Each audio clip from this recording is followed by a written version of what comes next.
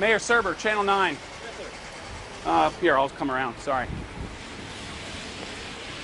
Can you tell us when you first learned about questions of impropriety in the mayor's court? From you? The first you heard was from... No, I'm saying from who? When's the first time you heard that there were questions about citations and about fines in the mayor's court? February 2010. February? Maybe about there, maybe a little bit sooner. Is this your name here, sir, on this letter right here? Yes, it is. Dated 2002.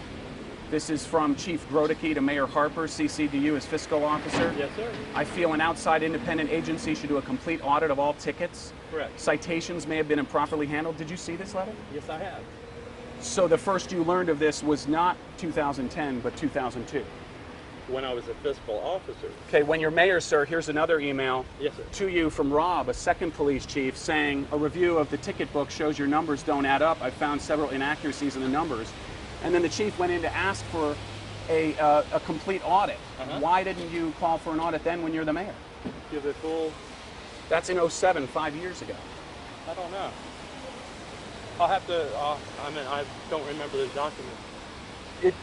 Were you aware that employees were pocketing money from No, tickets? not at all. We were trying to, as a fiscal officer, I was not in charge of mayor's court. I was copied what the mayor received, and I tried to find out how and what they were doing in mayor's court, which is how it operated. Right. Did Chief Grodicke come to you and say, I think there's problems, I want an investigation? Yes, he said he thought there should be one, yeah. Why then was no investigation I was not conducted? the mayor. I could not do any more than Right. try and figure out how the system worked and what they were doing. But then you became the mayor, and Yes. you did have the power to launch an investigation, and you had a second police chief asking you to do And so. in 2000, and like I said, I don't have the documents that you have, sir, right now. We've been asking for documents for 2 weeks, and we've had every excuse in the book. These are documents we had to get from other sources because we've been given no access to your public records. Is there a reason? Is there something the village is trying to hide? Not that I know of. I'll tell you what, you need to talk to our law director. I have nothing else to say at this time until I can review exactly what you're... Are you willing to bringing do up. another on-camera interview with us?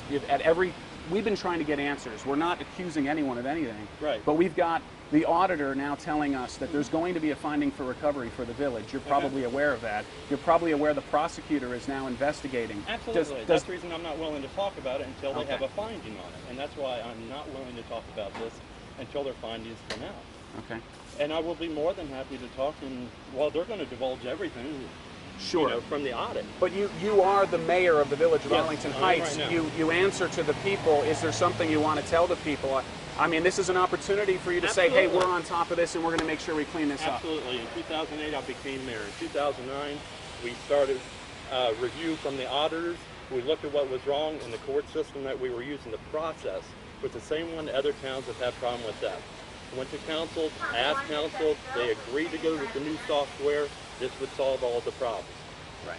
So in the process of doing that, that started in February, I'm trying to remember, February 2009. That's when that process started. It was my second year in office. My first year in office, we had to eliminate the fire department to contract that out. So in the process of cleaning the village up, yes, it's underway. Yes, we knew there were issues. How do you get to the bottom of them? I'm in power, I'm doing that. I notified Lonnie Crisp in February 2010 with the state auditor's office after BCI did their initial investigation. Asked them, personally, I asked them to come down and do the special audit. I want to know what went on, how it worked, and what do we need to do to correct this. But 10 years ago, when you got this letter, you were powerless to do anything about it. Couldn't you have gone to BCI and said, as a fiscal officer, even if this isn't under my purview, I feel a moral obligation to report wrongdoing or potential for wrongdoing? I can't tell you exactly who I talked to, but at the time I did sit down with the people that ran the court at the time. I tried to put together a process in which how court is handled and operated, and it was just too many stone walls kept getting thrown up. Right. So I went back to the powers that be and said, hey, I can't figure this out. I'm not saying there is or isn't. How do I do this?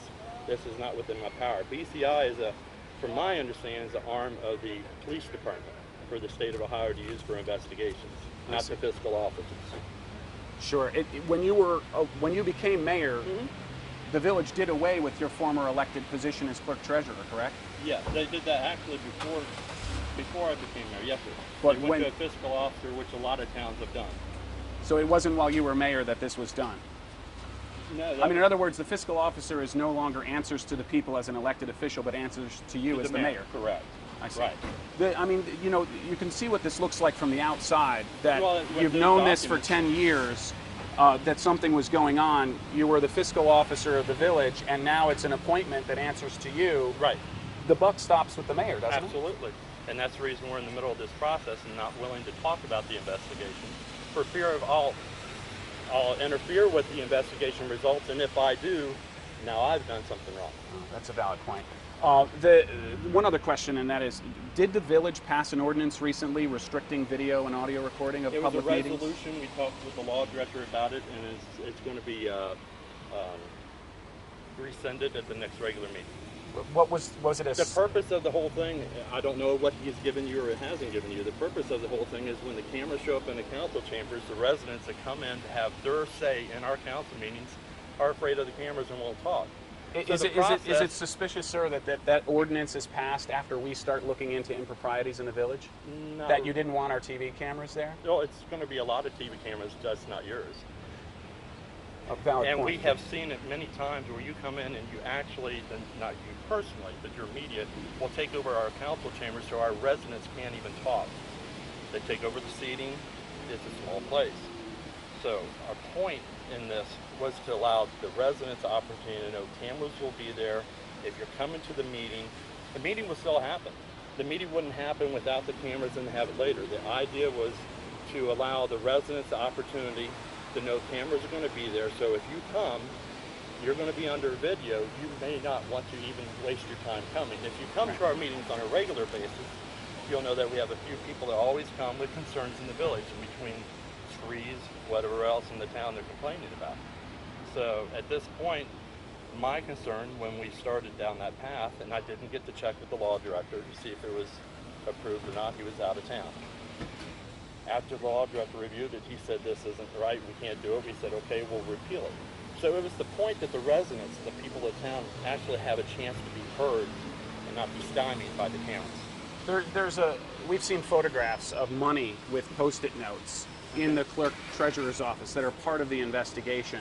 Anyone who would walk into, not the clerk treasurer's office, but rather the clerk of court's office, the mayor's court office, there was stacks of money lying around and cash, and deposits weren't being made for. We've seen.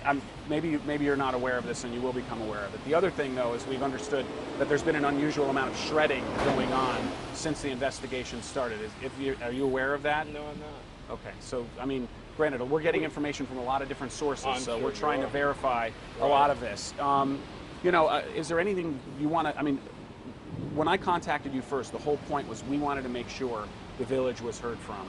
And on every attempt we've tried to get that, we've kind of been stymied. So now that we're standing here, I just want to make sure you have every opportunity as the leader of the village of Arlington Heights to put the record straight, and what you say we'll use in the story to make sure that we're being fair and balanced and accurate. Right.